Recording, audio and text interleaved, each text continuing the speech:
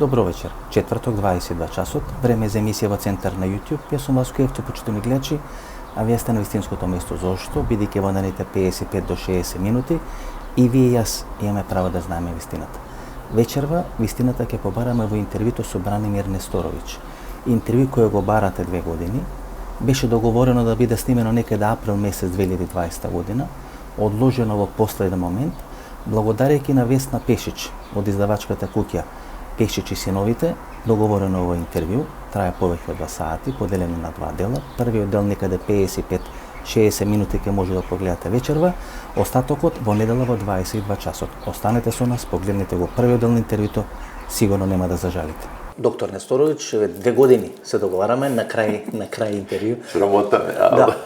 И корона помена и се помена, така да доктор кој е најпопуларен на Балканот. Pa, znaš kako ti, krizna vremena rađaju ljude, znaš, neke ljude, znaš, mislim, to je meni uvek interesantno kako se u krizama u stvari izdvoje ljudi, znaš, onoga. Ima ona srpska poslovica, ne pada sneg, jel tako, da pokrije breg, nego da svaka životinja pokaže svoj trag. I u stvari, u suštini, u kriznim vremenima jedna grupa se uplaši pa se potpuno povuče, mislim, izgubi se. Jedna grupa poštuje to sve što se kaže, jedna grupa se buni, mislim, znaš, ovoga. I šta znam, ispalo da sam ja uvek u toj grupi koja se buni. Вие останавте конзистентен, константен. Имаше група на доктори, Хрватска, Македонија, овде Србија, кои дава одредени изјави кои не одеа со реката или не одеа со матицата во однос на короната, во однос на целата таа криза. И многу од нив атерира, се повлекува, ги снема, се исплашија. И останавте, што се вели, на прва борбена линија до крај.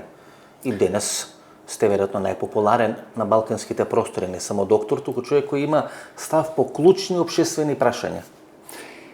Pa znaš kako, ne možeš da izneveriš sebe, znaš, ja sam pristalica toga da postoji neka viša kosmička pravda, znaš, i da ti u stvari, svi mi imamo neku misiju u životu, da nešto radimo, znaš, moja misija je uvijek bila da lečim ljude, a onda kad su ovakve situacije, znaš, ti moraš da istupiš, znaš, ja sam rekao u nekoj emisiji da je meni lakše nego drugim doktorima, zato što sam ja u penziji, mislim, finansijski sam nezavistan, mislim, nemaju čime da me ucene, pa ako ja ne kažem, ko će da kaže? Mislim, znači, jer ljudi, postoje mladi doktori koji se plaše, neki su finansijski bili vezani, jel tako, za tu svetsko zdravstvenu i za vlade, a ja sam nekako, sad u nekim godinama, kad čini mi se da bi bilo sramota da ne govoriš istinu. Mislim, jednostavno, ko će da kaže istinu ako ja neću kažem istinu i ono što sam mislio od početka, mislim do dana današnjeg stojim iza toga i mislim da je ogroman broj stvari koje sam rekao sam bio u pravu, je li tako? Dobro, doktore, овој период сега што ни се случува последните 1-2,5 години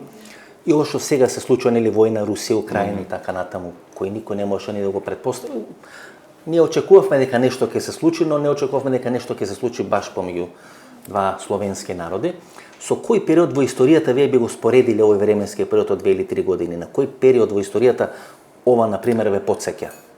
Вие асоцира? Ovo je ekvivalentno propasti Rimskog carstva. Ja ne mogu da nađemo nijedan jedini drugi period tako ogromne promene. To je u stvari suštinski propast Rimskog carstva. Bilo je ono Pax Romana, tako, Rimljani su držali jedno ogromno carstvo, u tom uveli neka pravila ponašanja i to je postojalo kao to takozvano. A onda je bilo, dugo se pričalo to Pax Americana, tako, mislim, znači jedna američka imperija koja je celu zemlju držala pod kontrolom. I suštinski sad vidimo da ta imperija je posrnula i meni je interesantno, ne znam zašto ljudi ne slušaju šta govore Putin i Lavrov, jer oni su u stvari kažu sve šta su ciljevi. I nijednog trenutka nije bilo pomenuto da se pobedi Ukrajina. Sećaš se kad je Lavrov rekao da je osnovni cilj završavanje američke hegemonije u svetu. Znači, suštinski, a američka hegemonija je predstavnik tog kapitalizma, u stvari, u suštini, koji vlada svetom, recimo, zadnjih 150-200 godina, od francuske revolucije, ili tako. Tako da ovo je jedan neverovatan trenutak u kome se ceo jedan svetski sistem, finansijski, ekonomski, moralni, kako god hoćeš, ruši i bit će zamenjen nekim multipolarnim svetom koji još ne možemo baš da shvatimo kako će izgledati, ali sigurno neće biti ovakav kakav je bio do sada. Dobro, doktore, што се случува овие изминати 2,5 години? Светот од еден мал вирус беше ставен во, па не во изолација, него беше ставен во една паника, во една хистерија, драматични ситуации. Гледаме Австралија што се случуваше. Новак Џоковиќ протеран, 2 месеци, 3 месеци Мелбурн у карантини, така натаму. Кина, еве сега имаме Шангри, Пекинг и така натаму. Значи светот беше ставен во една ситуација, мислам дека во историјата на светот немало таква ситуација, на хистерија, страх, една паника, месење на јавното мислење, така натаму и така натаму. Тоа не значи дека јас поценувам што се случувало. Има луѓе кои загинали, има луѓе кои умрели, има луѓе кои поминале одредени голготи со целата таа болест, меѓутоа далеку од тоа дека цел еден свет вие треба да ставите под контрола, да ставите во изолација. Што нас де факто ни се случуваше? Pa očigledno je da je to, ta takozvana pandemija bila samo u stvari dimna zavesa za te stvari koje su se događale u pozadini, znaš. Mislim na početku smo znali sve te podatke medicinske, mislim, je li tako? Da je smrtnost negde oko 0,2%, recimo 0,25%. Znači to otprilike na nivou gripa, mislim, onog sezonskog gripa, čak bili su onaj ruski grip je bio hongkonški grip koji su imali veću smrtnost, ali ja ovo mogu da objasnim samo. I od početka mi je bilo dosta sumnjivo da se iza te priče o virusu u stvari neka agenda sprovodila koja nema nikakve veze s tim. Znaš, recimo, na primjer, ta agenda klimatskih promjena, je li tako? Znaš, ti sad imaš taj problem, evo, ne proizvode se novi automobili, kao nedostaju čipovi, je li tako, mislim, za automobile. Meni je to teško prihvatiti, ja nisam nikakav stručnjak za elektroniku, ali vidim mobilni telefoni, sva ova takozvana druga elektronika se proizvodi normalno. Ne mogu da verujem da je nemoguće da se u toku godinu, 2 dana napravi nova fabrika čipova za automobile. Očigledno se favorizuje neka druga tehnologija, nešto drugo postoji u tom periodu vremena. Medicinski sve ovo što je rađeno je bilo besmisleno potpuno. Mislim, i to svi ozbiljni, da kažem, ljudi, jer imaš ovu grupu, da kažem, oficijalnih naučnika, koji su prosto bili uz Svetsku zdravstvenu organizaciju, koji su svi pričali tu priču, ali ako posmatraš ozbiljne ljude, jako ozbiljne ljude, one koji su stvarno velika imena, da kažem, u medicini, recimo epidemiologiji, oni su pričali potpuno drugu priču i platili tu priču vrlo često karijerom. Znači, ovaj profesor Kulldorff sa Harvarda, koji je pokrenuo onu veliku Barringtonsku deklaraciju, on je moj prekinut radni odnos u novembru prošle godine. Mislim, kao sporazum, suštinski je otpušten, je li tako? Prema tome, mi ćemo tek videti šta se događalo u ovom periodu vremena, mislim, pozadi, ali medicinski ove sve mere su besmislene potpuno. Respiratorni virus ne može zaustaviti zatvaranjem, mislim, prekidanjem letova, mislim, ljudi se zatvaraju u gradove, je li tako? Policijski čas. Kakva je logika policijskog časa? Mislim, policijski čas ne može da zaustavi virus, on se širi do 5, pa ne znam, od 5 je policijski čas, pa neće se širi. Tako da ja mislim da je to u stvari, cela priča o virusu je samo bila neka pokrivalica za nešto krupno što se događalo i znalo se da će se završiti nekim ratom, bilo je kandidata, mislim, raznih kandidata je bilo. Poveki kandidati, da. Pa trenutno se vodi 70 ratova u svetu, se vodi, mislim, ali ja mislim da je bio neki oktobar, novembar prošle godine kad sam u nekom intervjuu rekao da očekujem rat u Ukrajini, pa su me napali svi, mislim, ali je bilo logično zato što, ako gledate, ovo je sukob trenutno Rusije sa NATO paktom, je li tako? I ti sukobi tačno teku duž granica Rusije. Pa je bila onaj pokušaj državnog udara u Tadžikistanu, pa u Kirgistanu, pa za Kazahstanu, pa ovo Azerbejdžan i Armenija, je li tako? Pa Gruzija, mislim. I nekako sve ide duž granica Rusije i na kraju koja je ključna zemlja za Rusiju? Ukrajina, je li tako? I znajući šta se događalo, ja sam imao neke pacijente koji žive tamo u Ukrajini, u ovim delovima gde Rusi žive, bilo je potpuno jasno da će do jednog trenutka morati da pukne. Tu je bilo u stvari pitanje ko će prvi napasti. Da li će Rusi napasti prvi preventivno Ukrajinu ili će Ukrajina napasti Rusiju. Tako da je ta priča u stvari pokušaj obračuna sa Rusijom koju trenutno Zapad, na duge staze Kina je najveći neprijatelj NATO pakta, na duge staze. Evo sad je Biden tamo i formira tu neku koaliciju Kina, Australija, ne znam, Južna Koreja. Тоа им се ка СЕАН, нели, коалиција, као што ќе се дел Јапонија, дел Кибе. Дури и Виетнам го вклучуваат, нели, во таа коалиција, иако ги воде оние војни до пред 30 или 40 години. Јесте што е чудно, е ли така? Што е чудно, да, Виетнам е сега дел на таа коалиција и тоа е реална мокна коалиција. Стравот од Кина ги прави овие земји да се поврзат со Америка. Јесте. Стравот од големата Кина или Кина која е во надоаѓање. И тоа е една коалиција која е поприлично мокна. Па импозантна земја. Да. Mislim, po svemu je impozantna zemlja, po broju stanovnika, po resursima, mislim, po ekonomskoj snazi, trenutno po vojnoj snazi. Oni sad imaju trenutno najmoćniju flotu na svetu, mislim, brodova. Da, i pravят 5-nosačni avioни koji treba da gotovi naredната година. Tako da oni postaju, bili su ekonomska sila do skoro, ali tako, po broju stanovnika su već respektabilni, znaš, mislim, ako imaš armiju koja ima par miliona ljudi i u kojoj je vrlo teško doći da budeš vojnik, to je, kažu, vrlo velika čast da te pozovu u vojsku, u stvari, u suštini. Drugo, oni su veliki nacionalisti. Mislim, mi malo znamo o Kini, ja sam imao neke ljude koji su živjeli u Kini, oni su veliki patrioti i nacionalisti. Znači, izuzetno su odani Kini i imaju tu sposobnost samopožrtvovanja, što nema Zapada, se ne lažemo. Zapadne vojske su plaćeničke vojske, je li tako? To su ljudi koji ratuju za novac. I ja mislim da uvek u takvom sukobu mora ta armija koja je za novac mora da izgubi od ovih koji su patriote. Zato što onaj ko brani svoj dom i ko svoju kuću uvek u prednosti nad onim koga napada. Мислам дека кај Кина ќе биде веројатно прашање дали ова богатство кое се јавува, таа средна класа која се, бидејќи до пред короната ние по сите светски аеродроми гледавме кинези. Што значи дека имат пари, дека имат средства, дека може да патуваат. Тие луѓе кои имаат одредена сума на пари, некои примање од 1000-1500 долари месечно во фамилија, тие не сакат некој црвен комесар да дојде да им каже во некое село во Кина или во некоја провинција. И прашање дали Кина ќе може да помине од комунизам во технолошки комунизам или ќе мора да оди на повеќе партиски систем. Ако оди на повеќе партиски систем, тоа е секојаш основа, така се распадна и првата и втората Југославија што се вели, која почна партиите да се мешат со комунизмот и да доаѓа национализам, а Кина и шарана по националните прашања кој леопардова кожа. Тука е дилемата кај Кина дали ќе може тоа да го издржи. Pa neće uvoditi višepartijski sistem, ne liči, mislim, ne liči. Bio je jesenas taj partijski kongres kineski koji je meni bio jako interesantan, ne znam zašto ljudi to, ovi analitičari nikad ne pričaju o tome, ali su njihovi zaključci prilično neobični, mislim, bili.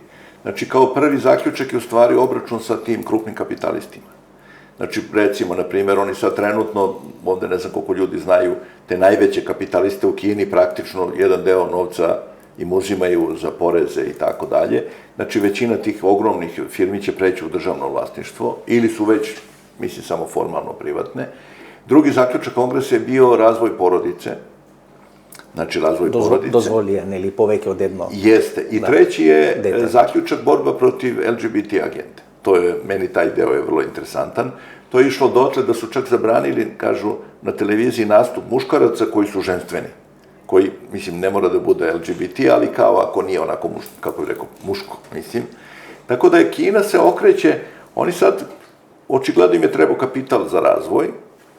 Sad kad su razvijeni, čini mi se, oni se okreću ponovo nazad, ulevo. Znači, vraćaju se u tu neku vrstu. To je neka čudna vrsta komunizma, onako neka tehnološki komunizam, cyber komunizam, kako da ga narečemo. Pa jeste, sa tim sistemom socijalnog kredita onoga i tako dalje, ali, znaš, moraš da imaš na umu ovde, mi kad to kritikujemo, 1,5 milijardi ljudi je 1,5 milijardi ljudi, znaš. Profesor, oni, минатата година на Тибет има конфликт со индиската армија. Jeste.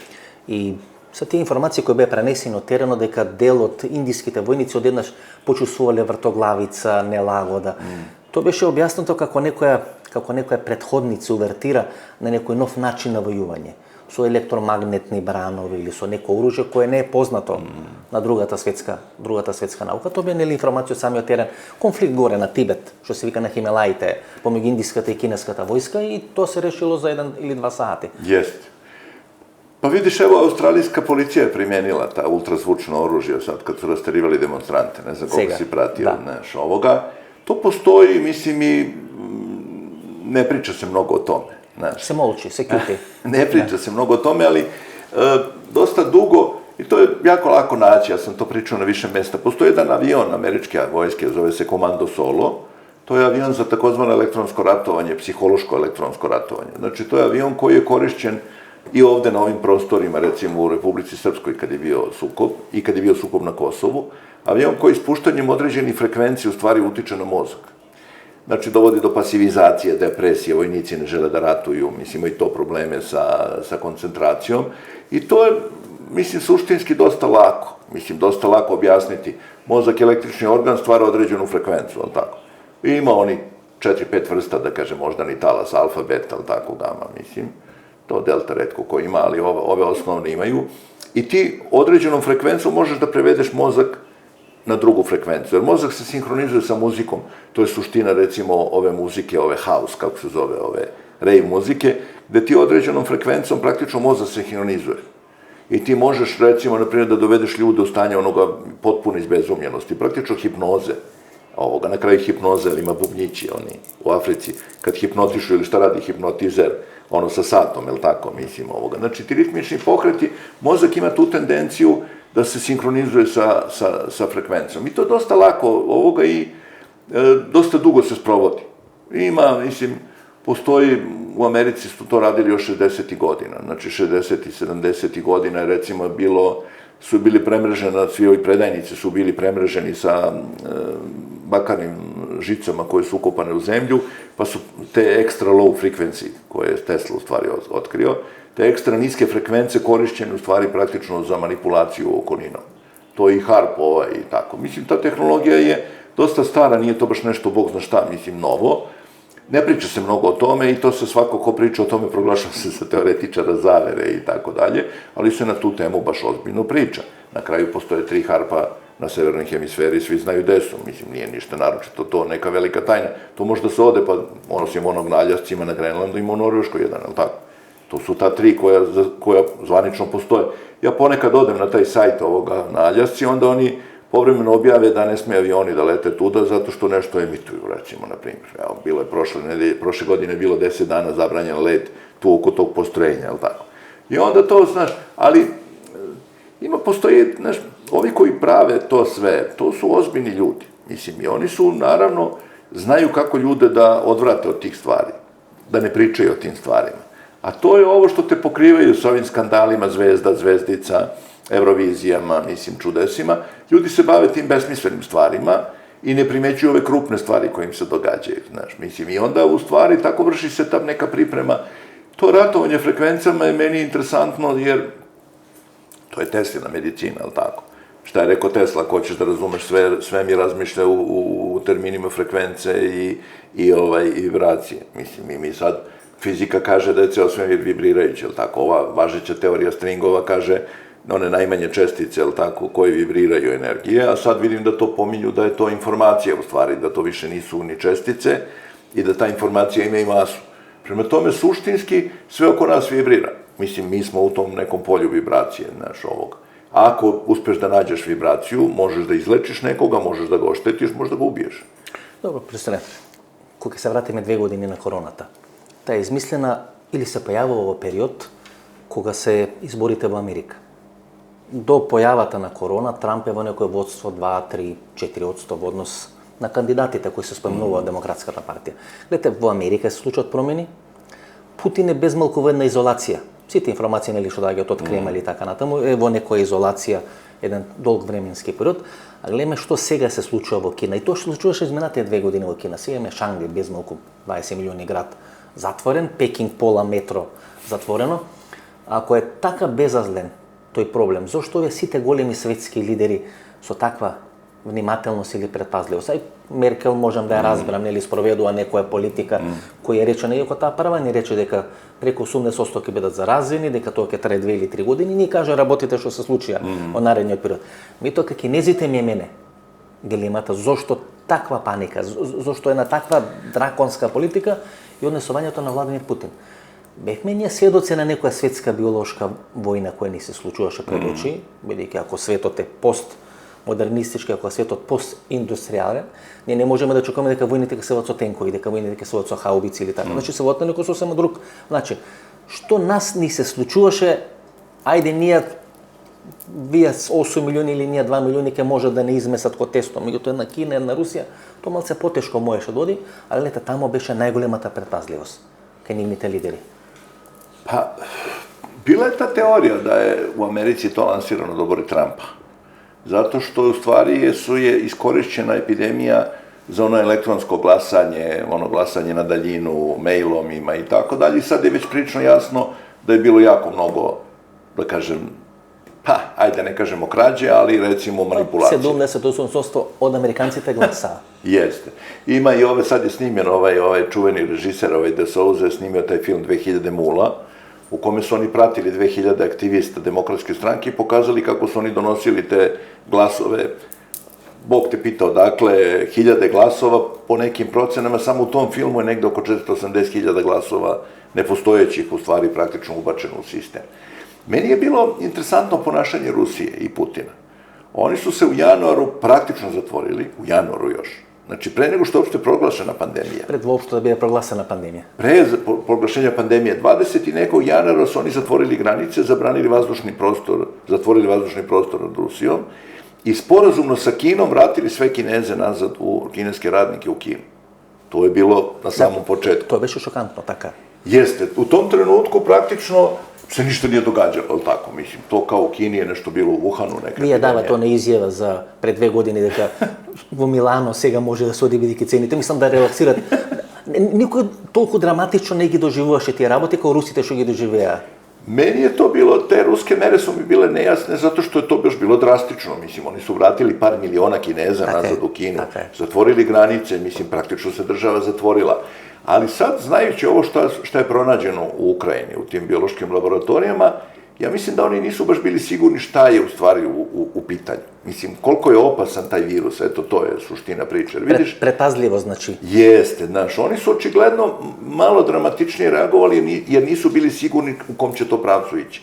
Znaš, ovo što je do sad pronađeno je prilično zastrašujuće. Ovo je u Ukrajini. Govorimo za Украина. Govorimo o ovim biološkim laboratorijama u Ukrajini. Се збори 4 до 6, кинеското министерство за надворешни работи минатата година, кој беше тоа препукување околу Вухан, посетата на СЗО на Вухан, кинезите спомнува 16 до 18. Pa negde čak i 33 se pominje. Да, кинезите спомнува и то точно нели на граница горе, на северниот дел, па и по границата, должината на границата со Русија, значи на западна Украина. Pa da, to su baš onako, tih 17 su ovamo. U Ukrajini je bilo dosta tih laboratorija, u Azovstalu, što su uhvatili ovog generala kanadskoga, mislim, i oni su, ja sad očekujem, to će biti bomba sad u stvari, jer je po informacijama oni su svi u Moskvi. I priprema se suđenje koje će biti javno. Да, веројатно тој договор, тој овој што беше командантот Назов, Финецот, Или он е однесен во Москва, него ни снима, него ни појавија, или не, Da, znači, baš interesantna priča, to je, kažu, biološka laboratorija broj 1, ta u Azovstalu bila, znači, ta je bila broj 1. I ovo dosta što znamo, znači, bilo je, evo, juče su rekli da su pronašli dronove za rasprašavanje virusa, a nije bilo nešto posebno ni teško doći do informacija, zavisi koga pratiš. Vidite, tamo je ono Zmijsko ostrvo. Zmijsko ostrvo, tu je bila ozbiljna laboratorija. Vidite, tamo to je površina 6 fudbalskih igrališta. Толку е, значи, нема не километар на километар, километар на 500 метри, што се вели, на 30 километри или 40 од Романија, едното објаснување делтата на Дунав може да ја контролира, меѓутоа вие 3 месеци да се тепате околу Zmijsko острова, сте го пуштиле Херсон, не знам, или сте пуштили некој друг. Малце ми е чудно. 8 helikoptera su izgubili Ukrajinci, 4 borbena aviona, ne znam koliko je poginulo specijalaca raznoraznim pokušaju da ozme tu stenu. Da. Očigledno na toj steni ima nešto mnogo značajnije nego to strateško mesto, mislim, znaš. Sad u ovoj eri, kad gledaš kako Rusi stvarno precizno pogađaju, mislim, po celoj Ukrajini, mislim, to je neverovatno kakva je to preciznost, mislim, tih raketa, stvarno, da oni u naseljenim gradovima unište samo jedan cilj, da ništa se okolo ne desi. Malo je smešno to objašnjenje da je to strateška tačka. Šta ćeš da staviš na tu stratešku tačku? Ne znam, me razumeš, pa da to bude... Da, освен Мариупол, например, каде што спроведува Алепо или грозни сценарио, каде што го уништија градот, иако тој град, нели, кај што имаше 46% украинци, 44% руси и 1% на бугари и на грци, кои се доселени, нели, уште време на Византија, реално го срамнија со земја. Како да сака да покажат токму на Мариупол дека таа нивна стратегија за денацификација на Украина, дека тоа е суштината, нели, на војната. Тоа е, нели, едната работа. Втора работа е 2018 година американците во она соработка со Украина стрикно велат дека помошта американски тренинзите не треба да важат за Азов баталјон. Значи дека тој Азов баталјон очигледно им пречеше и едните на вторите, на третите го пуштија низ вода, сега што ќе се открие еден Господ знае. Pa dobro, vidi, Ukrajinci prvo imaju tradiciju nacizma, mislim, je li tako? Još od Drugog svjetskog rata, mislim, oni su imali nekoliko miliona vojnika u Hitlerovoj armiji, mislim. Ja sam skoro sad nešto čitao te podatke za Staljingrad, recimo, Staljingradsku bitku, i bilo je skoro milion Ukrajinaca, mislim, u sastavu Hitlerove vojske protiv Rusa, je li tako? I meni je interesantno, tu je bilo svega i svačega, mislim, recimo, na primjer, 24.000 Francuza u sastavu divizije Šarlo Veliki, koji su na strani Nemaca ratovali. 44.000 Poljaka, ovih Čeha, puno Poljaka, je li tako, skoro pola miliona Rumuna je bilo, mislim. Hrvati, Handžar divizije, je li tako, muslimani. Znači, suštinski, postoji duga tradicija tog nacizma u Ukrajini. Mislim, Bandera nije slučajno nastao, je li tako, mislim, i taj ceo pokret. I očigledno se desilo to da kad su Amerikanci napravili, ja mislim, oni su u Ukrajini primenili isti recept kao u Nemačkoj, u stvari. Kad su osvojili Nemačku, ali tako, kad su uzeli okupacione zone, oni su uzeli naciste, formirali obaveštene službe, Gehlen je bio, ali tako, nacista, mislim, Hitlerov, tako, mislim, čovjek bio zamenik šefa Abvera, mislim, odbrambene informacije. I amerikanskата obaveštajna služba je formirana so pomoć. Ne samo germanskata, tuku i amerikanskata. OSS, recimo, njihov prvi koji je prethodnica CIA je formirana od strane nacista, mislim, Hitlerovih oficira. Očigledno da je Rusija njima strateški neprijatelj. Mislim, naš ovaj istoričar Miloš Ković, on stalno priča kako 1000 godina u stvari traje rat protiv Rusije. Od onih vitezova germanskih, jel tako, koji su napadali Rusiju, pa nadalje uvek je na tu stranu. Teftonske vojne i tako. Jeste, mislim, jel tako, pa Aleksandar Nevski, mislim, kako je postao svetac. Duri, profesore, da rečeme, delna ta ukrajinska elita, pošto to se gledaš ušte pred 20 godina, ko sme snimali tamo, deka to je podeljena država. Država podeljena na dva, zapadeni na isto. Izborите koji se so Kučma i Kravčuk 94. godina, neli to go pokažuvat, 50-50 bez malku. Pola regioni glasat za proruska, pola regioni glasat za antiruska nekoja koalicija. Меѓутоа, дел од украинската елита ја развива тезата дека украинците се вистински руси. А дека русите се нешто измелезени, шведско влијание, германско влијание, монголско влијание, нели тамо на исток, а дека вистинските руси, тоа што нели црногорците го кажува, дека вистински руси се всушност украинците, Киевска Русија, Киево-Печерската лавра и така натаму и така натаму. И во воздух висеше тој судри. Сега гледам тамо на Руси, еден историчар руски вика, зашто во наводници не напредуваме доволно брзо? Бидејќи се бориме со луѓе кои се слични на нас. Имат иста суровост, исти војни школи, начин на размислување, начин на војување и така натаму. И овде се А личи на ратове измеѓу Срба и Хрвата, ал така, ових најнових. Брутално да речеме. Затоа што су јако слични, знаеш, јако слични. А и главната индустрија руска беше дел Урал, меѓутоа најголем дел беше Украина. Тука е главното ни бродот Москвашин потона во правене во Украина. 75% те индустрија руски е било смештено Донецку, у Донбасу, у ствари, у суштини. Мислим, ракетите што се прават. Ракете, све врхунска технологија била. Ова источна Украина е веома сиромашна, мислим, тамо нема ничега, чак ни пољопривредна земја nije нешто наравно. Ali je to u stvari, to je taj proces stvaranja veštačkih nacija. Nije to ništa novo. Mora преку војна со нацијата од каде што произлегува да биде направена. Конфликт мора да има.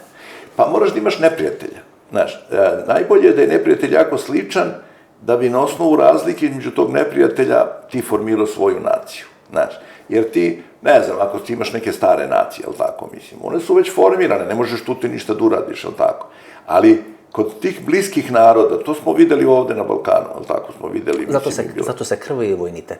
Jeste, ali onda ti sad zastava, ali tako, meni je zanimljiva ukrajinska zastava, ali tako, mislim, oni su u Sovjetskom savezu imali crveno-plavu zastavu, odakle žuto-plava zastava.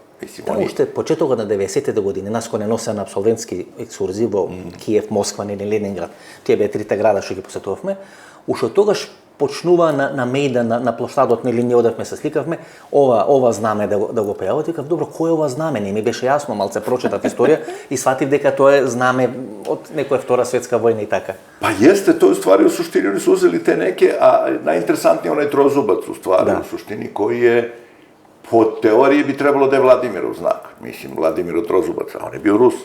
Mislim, knez Vladimir je bio Rus, ili tako? Русите сметат дека руската држава потекнува или пратат ковината, првата руска држава е Киевската Русија и така. Од три највеќе православне светиња, две су у Киеву. Во Киеву, така. Киево-Печерска лавра, така. Јел тако? Така е. Тако да то, мени je to интересантна прича, zato što mi smo to i ovde gledali, što kaže kako se formiraju te nacije kroz to, u stvari, u suštini. Ова не е дежаву, веќе, ние сме го поминале. Сме го виделе. Бегалци, војна, добро, не вака брутално бомбардирање, да се разбереме, ова е сепак суперсила од една страна, говорам за Русија, и од друга страна Украина која е помогната со втора суперсила со НАТО, кај што се оружје и пари даваат, без да се води сметка. Па не е тај рат баш тужан. mislim, tužan baš zato što je to sličan narod, jel tako? Prvo nama sličan narod, jel tako? Pravoslavni narod. Sloveni su Sloveni, proslavci su I proslavci. pravoslavci, mislim, i kako god hoćeš. I meni je tužno da gledam kako Ukrajinci ginu misleći da brane Ukrajinu. A u slučaju pobede, oni bi opet bili građani drugog reda u toj Ukrajini, jer u stvari su to oni svi žrtve tih svetskih moćnika, ali tako. Ja sam sad skoro pronašao jedan podatak da Amerikanci su kupili 17 miliona hektara zemlje u Ukrajini, ali tako. Интересно е дека ваши Срби уште пред 15 години купува земји во Украина. И Миодраг Костич, Коли, ове големите Jeste, tajkuni. zato što je to izuzetno plodna, mislim, zemlja. Meni baš čovek koji je za Kostića kupovao zemlju mi je pričao da je to crnica koja je sad metar sa metar, kaže, neobrađivana, da su prinosi neverovatno veliki i tako dalje. I to je u sklopu ove sad nove ove priče, ali tako, o gladi u svetu, mislim, i tako. To je новата приказна, to je новата корона, всушност. Jeste, to je nova ta agenda. Malo su odustali od one klimatske korone, to nije baš prošlo kako je prošlo. Ова со мајмунски сипаници, што е сега тоа, нели? Пред да дојме да To je снеме. pokušaj da se održi tenzija, znaš. To sad više, te bolesti takve vrste, mislim, prvo je bilo u 2011. godine, 2021. godine je bila simulacija, kao što je bila 16. oktobra simulacija korone, ali tako, na John Hopkins institutu u Baltimoru, mislim, simulacija epidemije korone, tako je bila sad, mislim, u novembru mesecu 2021. godine bila simulacija majmunskih boginja. Pre 3 meseca je Pfizer saopštio da ima lek za tu bolest, ali tako. Prema tome, to je sad ovoga, to ne može biti tako ozbiljno zato što se drugačije širi, mislim, i tako dalje. Meni je najinteresantnija ta neka sad priča da uglavnom oboljevaju gej populacija. Тоа беше кажано, дека помладите и геј популацијата. Da, baš čudna, mislim, priča. Nije mi baš sasvim jasno, evo tu mi baš nije, ovo mi je bilo sve jasno do sad. Nije mi jasno šta je cilj, mislim, toga svega. Da li da se mladi uplaše, da se ne druže, evo, Svetska zdravstvena kaže izbegavajte festivale, druženje, jel tako dalje, tu možda dođe do širenja. I onda to širenje kao, evo, već u Sloveniji jedan je pacijent se ovoga pojavio, kao kad je bila Zika, jel tako, isto, Slovenci su odmah imali slučaj jedan, znaš. Prosto postoje ti neki, očigledno, neka mesta, evo, recimo, na primjer, meni je bilo interesantno, nulti pacijent u Nemačkoj, znači prvi pacijent sa majmunskim boginjama, se pojavio u istoj klinici u Minhenu, kod istog profesora koji je diagnostikovao prvi slučaj korona. Случајно. Pa, baš slučajno, verovatno, svi idu kod njega takvi. Ali vidite, profesor, има некоја логика, нели? Ако сме настанати од мајмун, а има мајмунски богињи или сипаници, тоа е малце пологично него, нели, короната која настанала од дилјек. Значи, кога веќе настанува од дилјек, беше прашање на време кога ќе се јави или ќе се појави нешто кој има настанато од мајмун, бидејќи мајмунот мора синџира да го обезбеди историски ментални тоа причу да смо ми настали од мајмун, ал добро, не би sad šire. Говорам за науката, нели? Ali, vidi, ima jedna interesantnost. Mislim, ja se dugo bavim tim. 2003. se pojavio SARS u Kini. Da. Jel' tako? 2003. godine. I, pa bukvalno mesec dana posle toga su se pojavile te majmunske boginje u Americi. Ali bukvalno posle mesec dana.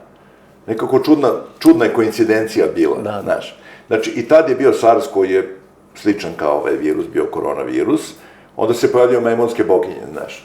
Onda se u Njujorku pojavio vrlo brzo posle toga virus zapadnog Nila.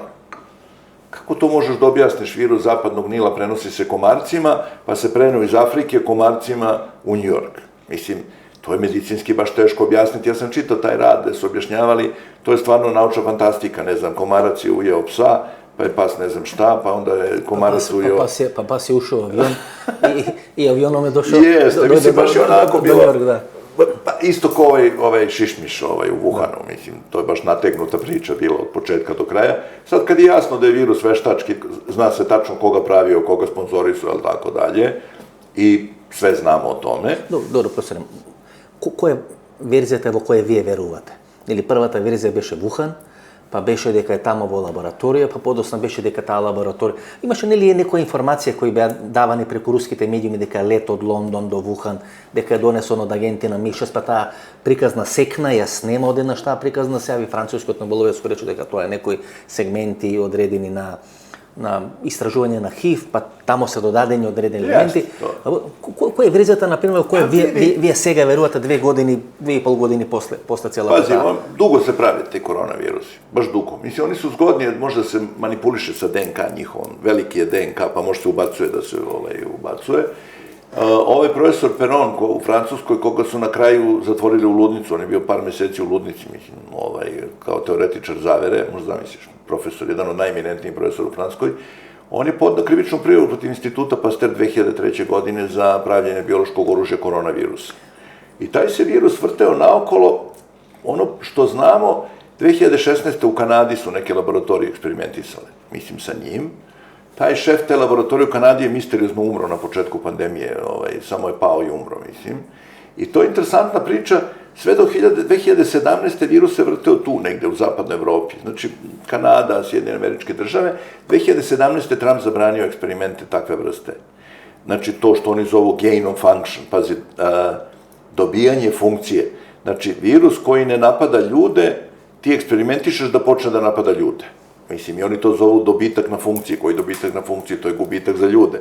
To je dobitak za virus, mislim. Onda je prebačeno u Wuhan, u stvari. U suštini, 2017. taj virus s kojim se intenzivno radilo je prebačen u Wuhan, ta laboratorija u Wuhanu nema veze sa Kinom. Mislim, najveći sponzori su, sad se zna da evo Fauci je $3,6 miliona dao preko EcoHealth-a i preko Huntera Bidena. Interesantna je priča. I onda je pretprošle godine isplivala ta potpuno bizarna priča da je onaj Jeffrey Epstein, onaj pedofil, koji se ubio, recimo, u zatvoru, vrlo čudno se ubio, u zatvoru, da je on sponzorisao 56 naučnika koji su skoro svi uključeni na neki način bili u koronu. Skoro svi. Uključujući onoga Charlesa Libera, uhapšenog, koji je bio dekan Harvarda, stručnjak za biotehnologiju i nanotehnologiju.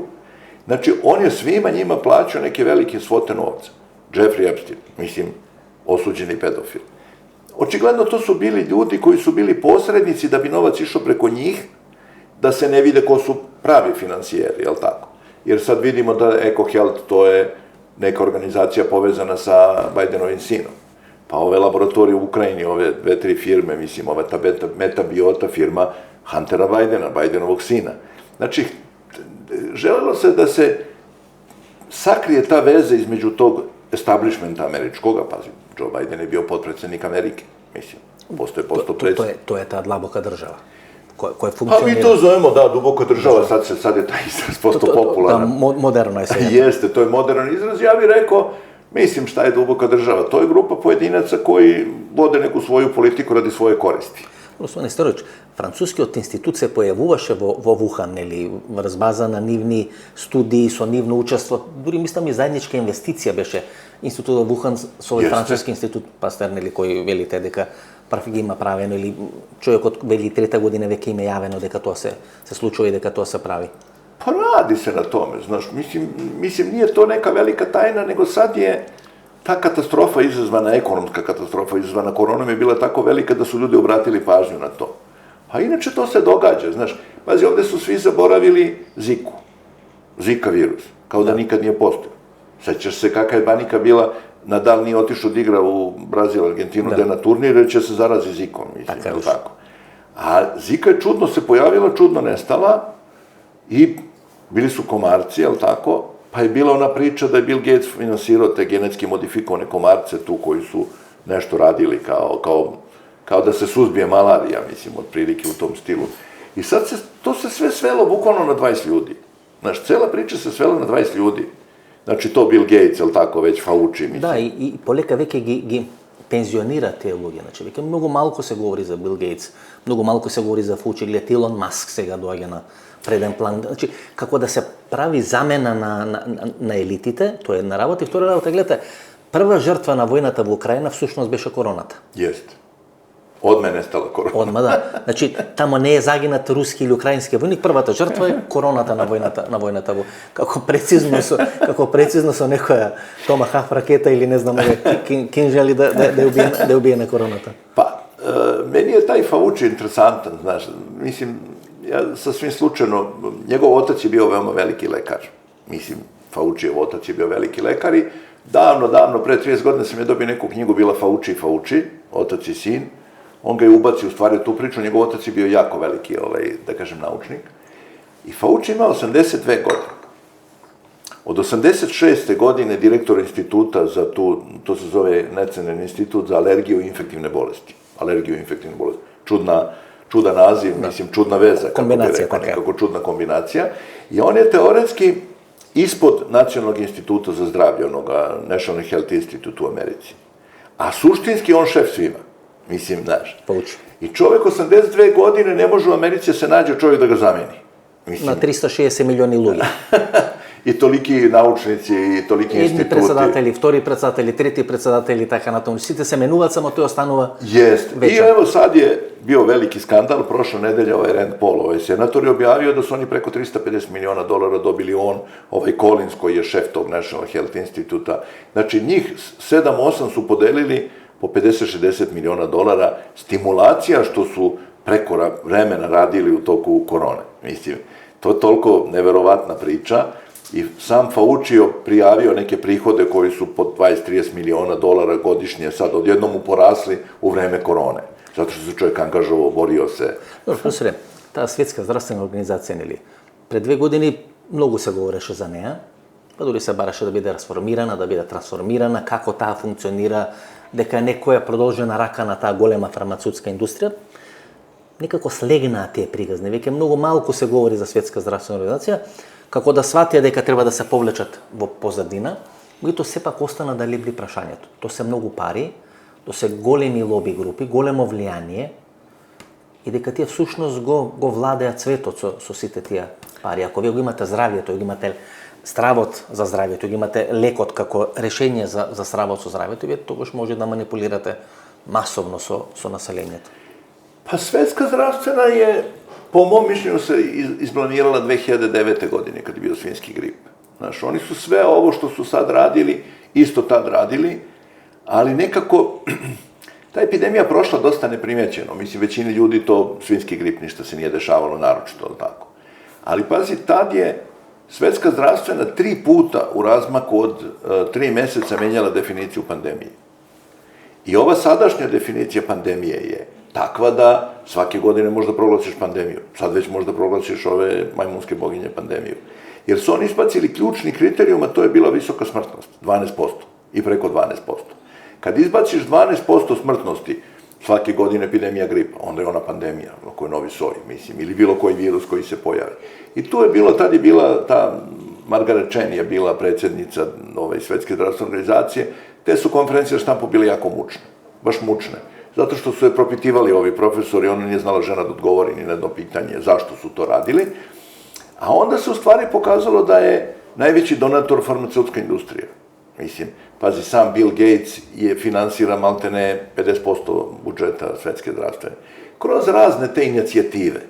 Pa oni imaju Gavi, takozvana inicijativa, to je inicijativa za vakcinaciju, $4 milijarde on donira kroz to, je li tako? Pa imaš CEPI se zove, CEPI je, to je pandemic preparedness neki, kao priprema za pandemije, $2 milijarde.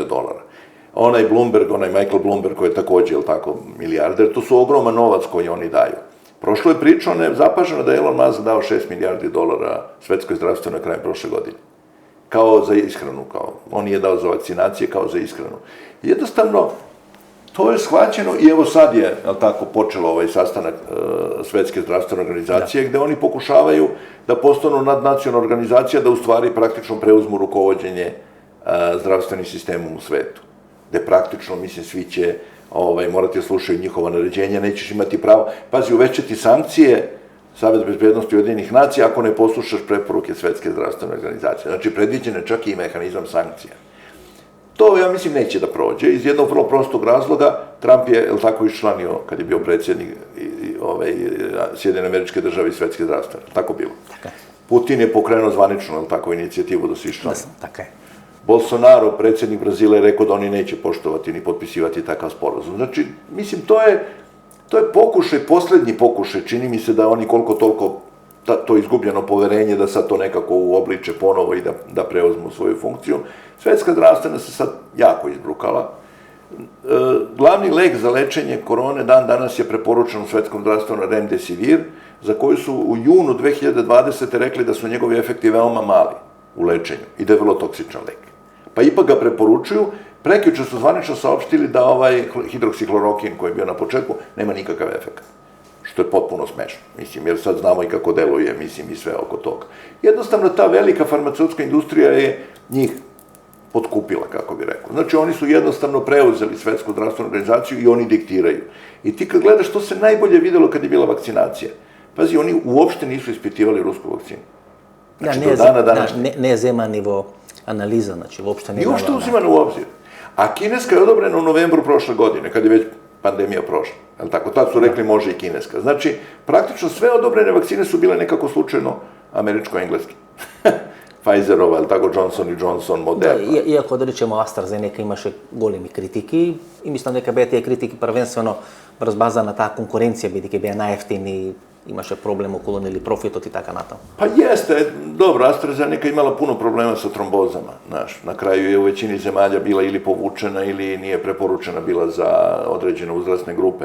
Znaš, ali hoću da kažem, kad ti baš tako Pfizera favorizuješ, mislim, baš Pfizera nekako, mislim, ovoga, i njihov direktor Pfizera nastupa maltene kao gazda, mislim, Svetsko zdravstveno organizacija, on ide čovek naokolo, on sad skoro ima intervju, rekao, svi koji pričaju protiv Svetske zdravstvene, to bude sankcionisano, ti doktori treba izgube licence, kaže direktor farmaceutske industrije, mislim, u kom svojstvu on to govori.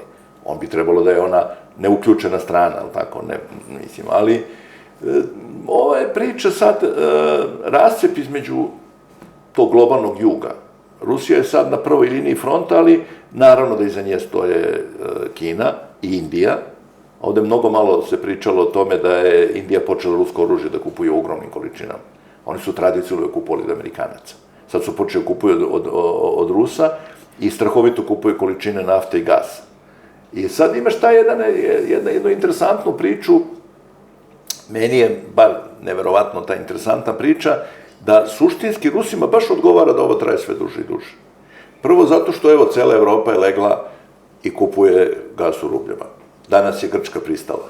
Evo, danas je bila vest da je Grčka nacionalna kompanija odlučila da će u rubljama plaćati. Znači, Italija, sve zemlje sad plaćaju ruski gas i naftu u ovome. Sjedinjene Američke Države, koje su naterale Evropu da kao uvede embargo na naftu i gas ruski, kupuju dvostruko veće količine ruskog gasa i nafte nego što su kupovali pre uvođenja sankcija. Znači, Rusi su pokazali da bez njihovih energenata ne može se živi, ali tako, prosto rečeno. I zarađuju ogromne količine novca. Evo, pogledaj, rublja je najuspešnija valuta bila, proglašena za najuspešniju valutu, ali tako, za prvoga tromesečja prošle godine. Znači, tu se vodi jedan rat, ali rascep koji je nastao između tog globalnog juga, Rusija kao reprezentant, mislim, toga, i ovog globalnog zapada, je takav da neće moći više se prevazići, ja mislim. I koliko vidim, oni su sad fokusirani, ovaj zapad je fokusiran na to da to što drži te zemlje stegne i ne dozvoli da više one budu disidenti, kako bi rekao. Dobro, profesore, gledajte, se случат Олимпийските игри во Пекинг, па се пролонгира руската инвазија или интервенција на Украина, па одеднаш во Шангај, во Пекин се јавува коронавирусот.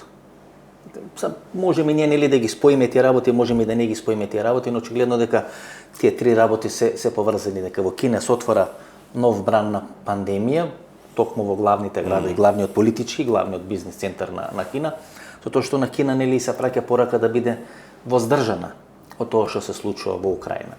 Да спомнавте Индија, да, но и Кина и Индија реално гласа или беа воздржани против гласањето за Русија, значи дека притисокот таму исто така стравичен. Индија се појавува сега на последните анкети или анализи на Економист дека е држава која во текот нова година ќе има највисока стапка на економски раст. Значи дека Кина, со целиот тој хаос што го промовира околу себе, има стабилна влада која веќе неколку години е на власт, дека поради стабилен премиер и поради монетарната секаква друга политика ќе ја претрка Кина, дека ќе има многу повисока стапка, една за прека 3 милиарди жители, барем официјално во Индија.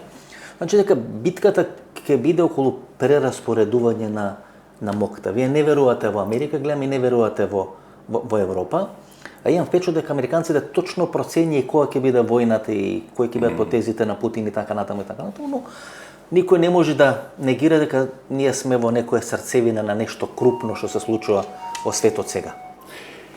Pa vidi, zadnjih 15 godina je proteklo u pokušajima Zapada, ja bih rekao Sjedinjenih Američkih Država, da nekako zarate Pakistan i Indija ili Pakistan i Kina.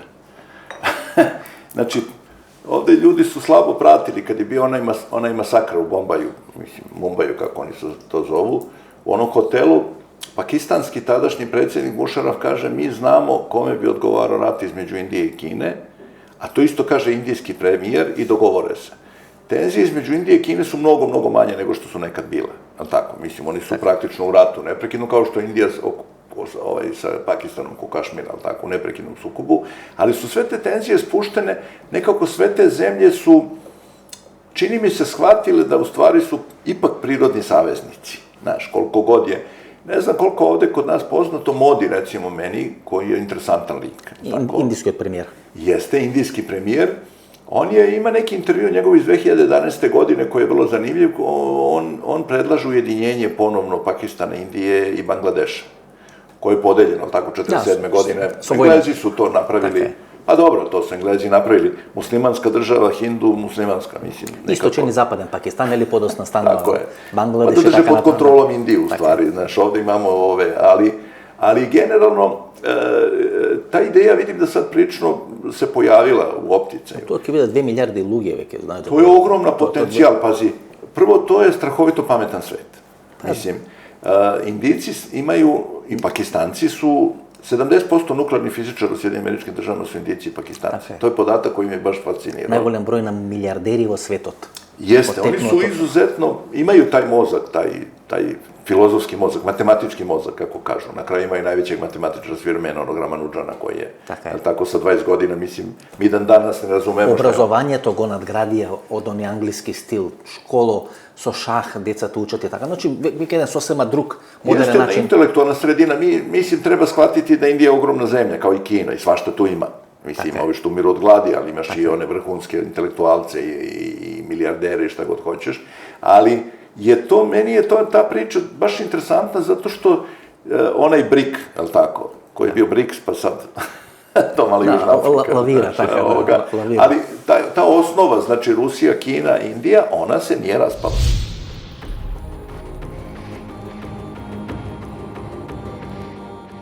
Svi očekuju u stvari praktično taj pad dolara kao rezervne valute. To je ovo što će se sad dogoditi. A dolar, gledajte, isto kako je rubljeta rasti.